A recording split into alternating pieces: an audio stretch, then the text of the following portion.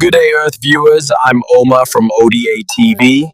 Join me as I give you today's top news headlines. Princess Diana, Pope John Paul II, Elvis Presley, Donald Trump, Bill Clinton. What do those names all have in common? They're all in the Epstein files. We know that because of a letter the Justice Department had sent to Congress after producing all those Epstein files for public review.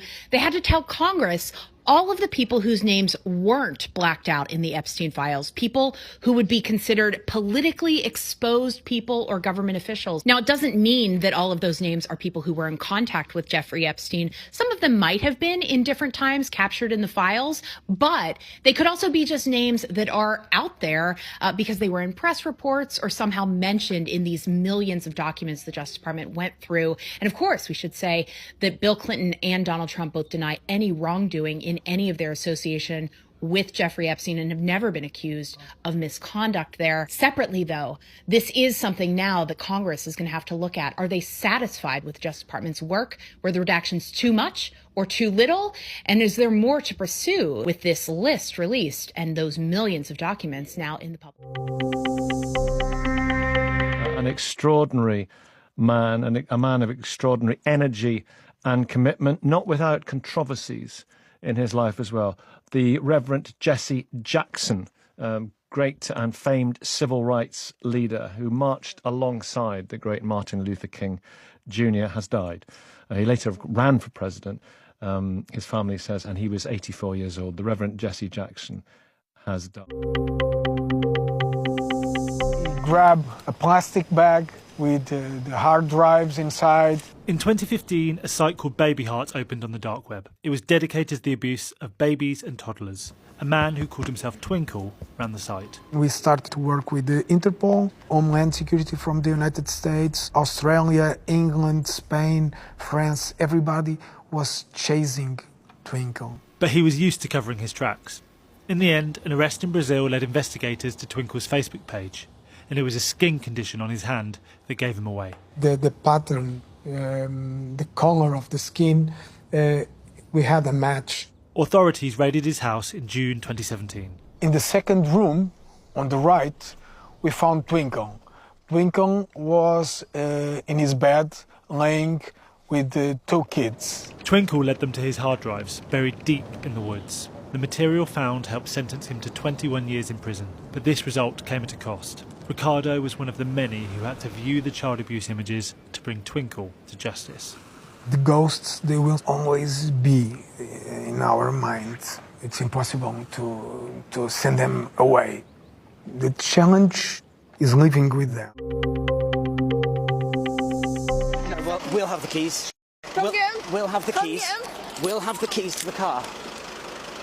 You take them. You do that. This footage shows an 18-year-old filming herself behind the wheel. In December 2022, Liberty Mitchell was then arrested for causing death by dangerous driving after travelling at 96 miles per hour in a 60 zone. The crash killed 2 people and seriously injured 3 others. I'm arresting you on suspicion of causing death by dangerous driving. You don't have to say anything, but it may harm your defence if you do not mention when questioned, something reaching later on in court. Anything you do say may be given in evidence.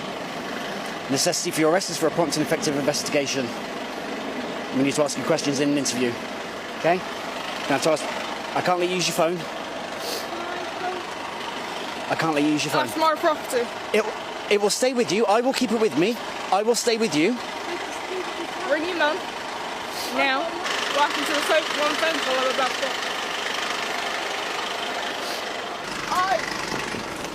No. Can I just give him my keys? No, well, we'll have the keys. Come get him. We'll have the Come keys. get him.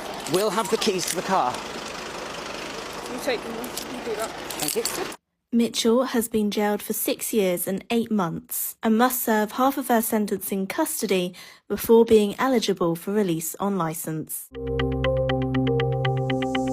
This is the moment a family of 6 was thrown into the ocean in California after their boat capsized. Oh my God! 2 adults and 4 small children were desperately staying afloat. But luckily, surfers at Santa Cruz's famous Steamer Lane snapped into action. GoPro footage shows one of the children kept afloat on a board.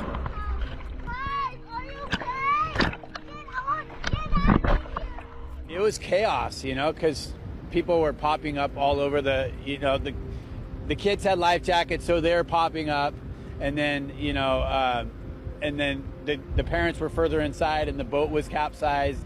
Fishing line everywhere, fishing bait, just full yard sale. 14-year-old Ian Anderson was one of the heroes.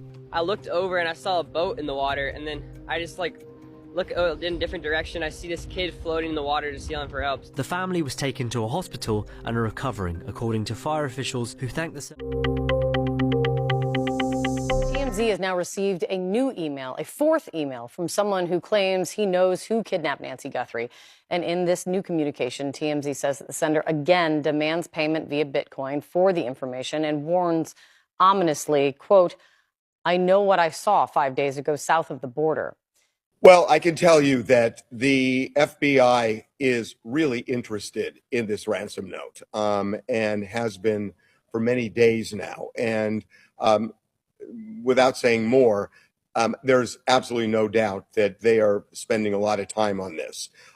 They're also interested in these 4 letters that we've been getting from this person. And we know it's the same person because they keep putting the same Bitcoin address in, saying that he can lead them to Nancy and the kidnappers. There was a response. And I'm not going to get into it until and unless he actually gives us the information, because I feel like this is becoming a cat and mouse game. So what we said to him was, look, you don't trust the FBI. You've made that clear. And so if you're contacting us, just give us the information. We'll give it to the FBI. And then if that leads to finding Nancy and the arrest of the kidnapper, then there's a record that you're the one who did it and you'll get the ransom money. So, that's on the table with him. And he has not said yes. Could this be the future of getting around London? Self-driving cars or robo-taxis could soon be setting off around the capital. That's the hope of tech company Wave, whose partnership with ride-hailing app Uber will help allow Londoners to be the first in the UK to use AI-driven robo-taxis. Initially, they'll have a safety operator at the wheel, but for most of this test drive, the AI technology and the car are doing all the work. So you're now being driven by our Wave's AI driver? The intention is to eventually have completely autonomous taxis across the city. But first, these cars will have to prove how safe they can be. These systems will remove a lot of human error from how we drive today. So, they won't get fatigued, they don't get drunk, they don't answer their phone while they're driving. That already sets a whole new kind of landscape of safety for how these systems will be deployed. Not everyone's convinced by this new style of travelling. Who's going to deal with lost property? What happens when it gets a puncture? What happens when you get, a bumper knock in traffic, which happens all the time? Pending any bumps in the road, Londoners will be able to hail their own robo-taxi in the second half of this year. 3 annual world events begin this week. It's the start of Lunar New Year, Lent and Ramadan, which are all based on the lunar cycle. If you're celebrating the year of the horse or baking pancakes later, there'll be a nice break from the relentless rain, but for most of us it is going to be cold. Perhaps you're marking the start of Ramadan this week too. Now it'll feel mild and spring-like by the weekend, but the wet and windy weather will return. You can check the sunset and sunrise times on the BBC Weather app.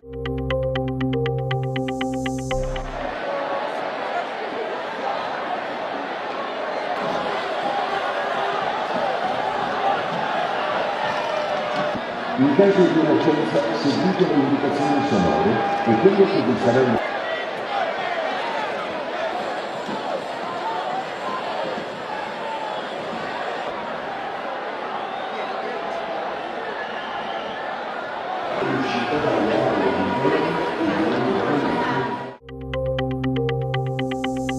Beijing at the Ditan Temple Fair. This is one of the largest Chinese New Year celebrations, and also we are in the middle of the biggest human migration on the planet. But for celebrating Chinese New Year, there are some rules that you should follow. Among them, red packets for family members. That is a must. Next, don't get your haircut on New Year's Day. Make sure that you get your haircut before New Year's Day. That is an absolute rule. Also, make sure that you do your cleaning before the start of Chinese New Year, because say you're sweeping your floor on day one, that's like you're sweeping your luck out of your home. You don't want to do that. Make sure that you take out the trash before the start of Chinese New Year as well. Also, wearing new clothes is the right way to start off the new year. Try to wear red as well, a symbol of prosperity and good fortune. And then perhaps the most important, you gotta start Chinese New Year with a positive attitude. If you're a grouch on day one, that perhaps sets the tone for the new year. So you want to stay. Thanks for watching. Please subscribe.